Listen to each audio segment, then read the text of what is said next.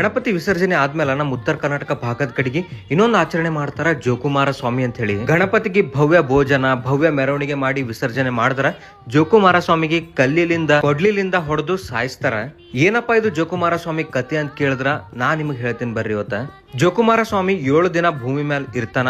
ಸ್ವಲ್ಪ ಜನ ಇವನಿಗೆ ಕಾಮುಕ ಅಂತ ಹೇಳಿ ಕರೆದರ, ಸ್ವಲ್ಪ ಜನರಿಗೆ ಮಳೆ ತಂದ ದೇವರು ಅಂತ ಕೂಡ ಕರೀತಾರ. ಜೋಕುಮಾರ ಸ್ವಾಮಿಗೆ ಬಹಳಷ್ಟು ಪುರಾಣ ಕಥೆಗಳವ. ಒಂದು ಕಥೆಯ ಪ್ರಕಾರ ಜೋಕ ಎಂಬ ಮುನಿಯ ಮಗನಾಗಿರ್ತಾನ ಜೋಕುಮಾರ ಸ್ವಾಮಿ. ಒಂದು ಸಲ ಬರಗಾಲ ಬಂದು ಎಲ್ಲ ಬೆಳೆಗಳು ನಾಶ ಆಗ್ಲಕ್ ಸ್ಟಾರ್ಟ್ ಆಗ್ತಾವ. ಅವಾಗ ಜೋಕುಮಾರ ಸ್ವಾಮಿ ಹೊಲದಾಗ ಕುದುರೆ ಏರಿ ಹೋಗುವಾಗ ಅವ್ರ ಮ್ಯಾಲಿರೋ ಹೊದಿಕೆ ಆಕಾಶದ ಕಡೆಗೆ ಎಸಿತಾರ. ಇದರ್ಲಿಂದ ಮೋಡ ಎಲ್ಲ ಕರಗಿ ಮಳೆ ಬರ್ಲಕ್ ಸ್ಟಾರ್ಟ್ ಆಗ್ತದ. ಸೊ ಇದರ್ಲಿಂದ ರೈತರ ಪಾಲಿಗೆ ಜೋಕುಮಾರ ಸ್ವಾಮಿ ದೇವರಾಗ್ತಾನ. ಜೋಕುಮಾರ ಸ್ವಾಮಿಗೆ ಮಡಿವಾಳ ಮನೆತನದ ಒಬ್ಬ ಹುಡುಗಿ ಪ್ರೀತಿಸ್ತಾಳ. ಗೊತ್ತಾಗಿ ಹುಡುಗಿಯ ತಂದೆ ಜೋಕುಮಾರ ಸ್ವಾಮಿಯ ಕುತ್ತಿಗೆ ಕತ್ತರಿಸ್ತಾರ. ಆಗ ಅದು ರುಂಡ ನದಿ ಒಳಗ್ ತೇಲ್ಕೊಂತ ಹೋಗಿ ಬೇಸ್ತರ ಅವರ ಕೈ ಒಳಗ್ ಸಿಗ್ತದ. ಅವಾಗ ಅವರು ಆ ರುಂಡ ತಗೊಂಡ್ ಬಂದು ಜೋಕುಮಾರ ಸ್ವಾಮಿಯಿಂದ ನಮ್ ಊರಿಗೆಲ್ಲ ಮಳೆ ಬಂದದ ಅಂತ ಹೇಳಿ ಅವ್ರು ತಲೆ ಮೇಲೆ ಇಟ್ಟುಕೊಂಡು ಪೂಜೆ ಮಾಡ್ಲಕ್ ಸ್ಟಾರ್ಟ್ ಮಾಡ್ತಾರ. ಸ್ವಲ್ಪ ಜನ ಹೇಳೋ ಪ್ರಕಾರ ಜೋಕುಮಾರ ಸ್ವಾಮಿ ಗಣಪತಿಯ ಸಹೋದರ ಕೂಡ ಆಗಿರ್ತಾನ. ಗಣಪತಿ ವಿಸರ್ಜನೆ ಆದ್ಮೇಲೆ ನಾನು ಕೂಡ ಭೂಮಿಗೆ ಹೋಗಿ ಅಲ್ಲಿ ಮಳೆ ಬೆಳೆ ಹೆಂಗ್ ನಡೆದ ಅಂತ ಹೇಳಿ ನೋಡ್ಕೊಂಡ್ ಹೋಗಕ್ ಬಂದಿರ್ತಾನ. ಗಣಪತಿ ಹುಟ್ಟಿ 3ನೇ ದಿನಕ್ಕ ಕುಂಬಾರರ ಮನೆ ಒಳಗ ಜೋಕುಮಾರ ಸ್ವಾಮಿ ತಯಾರಾಗ್ತಾನ.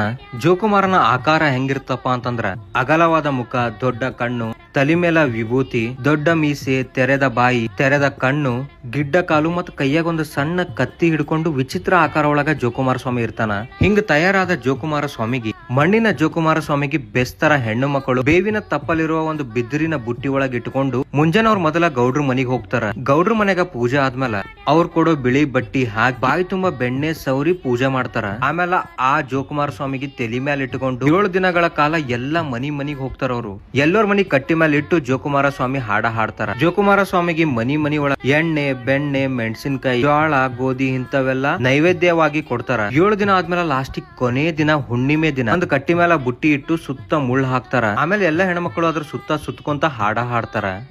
ಸುತ್ತುವಾಗ ಹೆಣ್ಣು ಮಕ್ಕಳ ಸೆರಗ ಆ ಮುಳ್ಳಿಗೆ ಸಿಕ್ಕಾಕೊಂತದ. ಅವಾಗ ಜೋಕುಮಾರ ಸ್ವಾಮಿನೇ ನಮ್ ಸೆರಗ ಎಳೆದನಂತ ಅಲ್ಲಿದ್ದ ಗಂಡು ಮಕ್ಕಳು ಒನಕೆ ತಗೊಂಡು ಜೋಕುಮಾರ ಸ್ವಾಮಿಗೆ ಸಾಯಿಸ್ತಾರ. ಹಿಂಗ್ ಸಾಯಿಸಿದಾಗ ಜೋಕುಮಾರನ ರುಂಡ ಅಂಗಾತಾಗ ಬಿತ್ತಂದ್ರ ಮಳಿ ಚಲೋ ಆಗ್ತದ ಅಂತ ಹೇಳಿ, ಇನ್ ಕೇಸ್ ಉಲ್ಟಾ ಬಿತ್ತಪ್ಪ ಅಂತಂದ್ರ ಬರಗಾಲ ಹಿಂಗೆ ಕಂಟಿನ್ಯೂ ಆಗ್ತದ ಅಂತ ಹೇಳಿ ಒಂದು ಪ್ರತೀತಿ ಅದ. ಸಾಯಿಸಿದ ಮೇಲೆ ಆ ರುಂಡ ತಗೊಂಡು ಊರಿನ ಅಗಸರ್ ಹಳ್ಳಕ್ ಹೋಗಿ ಅವ್ರ ಬಟ್ಟಿ ಒಗೆಯುವಂತ ಕಲ್ಲಿನ ಕೆಳಗಿಡ್ತಾರ. ಅವಾಗ ಜೋಕುಮಾರ ಬಹಳಷ್ಟು ನೋವುಲಿಂದ ನರಳುತ್ತಿರ್ತಾನ. ಅವಾಗ ಅಗಸರು 3 ದಿನಗಳ ಕಾಲ ಅವ್ರಿಗೆ ತೊಂದರೆ ಆಗ್ತದ ಅಂತ ಹೇಳಿ ಹಳ್ಳಕ್ ಹೋಗಿ ಬಟ್ಟಿ ಒಗೆದು ನಿಲ್ಲಿಸ್ತಾರ. 4ನೇ ದಿನ ಜೋಕುಮಾರ ಸ್ವಾಮಿಗೆ ತೃಪ್ತಿ ಪಡಿಸೋ ಸಲುವಾಗಿ ಅವಾಗ ಜೋಕುಮಾರ ಸ್ವಾಮಿಗೆ ಸ್ವಲ್ಪ ನೈವೇದ್ಯ ಕೊಟ್ಟು 7 ದಿನಗಳ ಕಾಲ ಹೊತ್ತು ತಿರುಗಿದ ಮಹಿಳೆಯರು ತಲೆ ಸ್ನಾನ ಮಾಡ್ತಾರ. ಸೊ ಗಣಪತಿ ಬಂದ್ ಹೋದ್ಮೇಲೆ ಜೋಕುಮಾರ ಸ್ವಾಮಿ ಭೂಮಿಗೆ ಬರ್ತಾರ. ಊರಿಂದ ಮಳೆ ಬೆಳೆ ಎಲ್ಲ ಚಲೋ ಆಗ್ಲಿ ಅಂತ ಹೇಳಿ ಮಾಡ್ತಾ